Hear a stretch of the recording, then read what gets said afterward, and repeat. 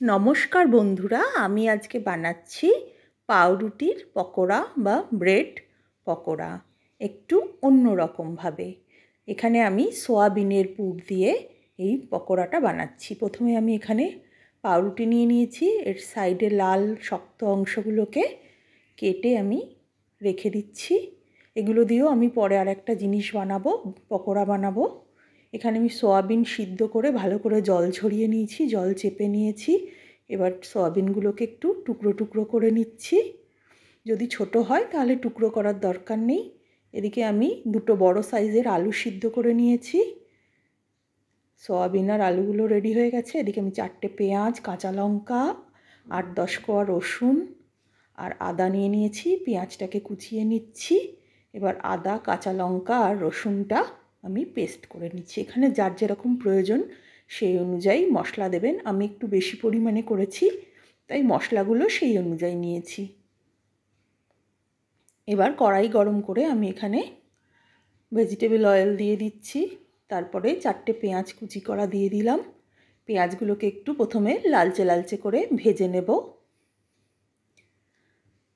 পেঁয়াজগুলো লালচে লালচে করে ভাজা হয়ে গেছে। এবার আমি এর মধ্যে বেটে রাখা মশলাটা দিয়ে দিচ্ছি। তারপরে আমি এর মধ্যে গুঁড়ো মশলা দিয়ে দেব। এখানে ধনে গুঁড়ো দিয়ে দিচ্ছি 1 টেবিল চামচ, জিরে বাটা দিয়ে দিচ্ছি 1 টেবিল চামচ, হলুদ গুঁড়ো দিয়ে দিচ্ছি 1 টেবিল চামচ। কেউ চাইলে এখানে জিরে বাটার বদলে জিরের গুঁড়োও দিতে পারেন। আমার জিরে বাটা ছিল তাই দিলাম। এবার ভালো করে মশলাটাকে একটু কষিয়ে নিচ্ছি। তারপরে আমি এর মধ্যে সামান্য একটু মশলা ধোয়া জল দিয়ে দেব। দিয়ে মশলাটাকে আবারও খুব ভালো করে কষিয়ে নেব। মশলাটা যত ভালো কষবে পুরটার টেস্টও ভালো হবে। এবার এর মধ্যে কুচি করে রাখা সয়াবিনগুলো দিয়ে দিচ্ছি আর সিদ্ধ আলুটাকে একটু এইভাবে স্ম্যাশড করে দিয়ে দিচ্ছি। পুরোপুরি মিহি করব না, একটু মানে গোটা গোটা থাকবে এইভাবে। তারপরে আমি এর মধ্যে ভাজা মশলা দিয়ে দিলাম, স্বাদ অনুযায়ী নুন দিয়ে দিচ্ছি, গরম মশলা দিয়ে দিচ্ছি আর দিয়ে দিচ্ছি ম্যাগি মশলা 1 টেবিল চামচ আর দিয়ে দেব টমেটো কেচাপ।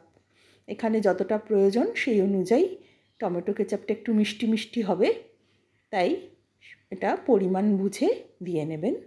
এবার সমস্ত মশলা একসাথে করে মিশিয়ে খুব ভালো করে আমি এখানে মিক্সটা করে নেব। স্টাফটা রেডি হয়ে গেছে, স্টাফিংটা। এবার এটাকে আমি তুলে একটা বাটিতে রেখে দিচ্ছি একটু ঠান্ডা হতে। এদিকে আমি কাটা ব্রেডগুলো নিয়ে নিয়েছি। একটা বাটিতে জল নিয়ে এইভাবে হাতের সাহায্যে চেপে চেপে ব্রেডটাকে প্রথমে জলে চুবিয়ে জলটাকে নিংড়ে বের করে নেব, যাতে একদম এর মধ্যে জল না থাকে। এইভাবে আমি দুটো দুটো করে স্লাইস জলে ভিজিয়ে চেপে নেব। এবার এর মধ্যে আমি পুরটা দিয়ে দেব।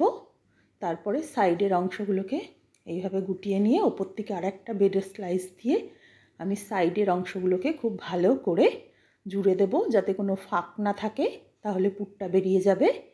এইভাবে আমি সবগুলোকে কেটে করে নেব।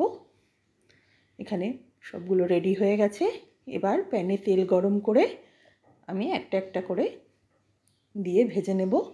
এখানে একটা জিনিস খেয়াল রাখতে হবে, যাতে একটার সঙ্গে আর একটা পকোড়া টাচ না হয়ে যায়, তাহলে ফেটে যেতে পারে। তাই এভাবে দুটো সাহায্যে উল্টে পাল্টে আমি এগুলোকে ভেজে নেব। একটু লালচে লালচে করেই ভেজে নেব, তাহলে বেশ মচমচে খেতে হবে। তারপরে আমি এগুলোকে গরম গরম সসের সঙ্গে পরিবেশন করে দেব। আপনারাও এইভাবে বানিয়ে দেখবেন, আশা করি খুব ভালো লাগবে। ভালো লাগলে অবশ্যই একটা লাইক করবেন। নমস্কার।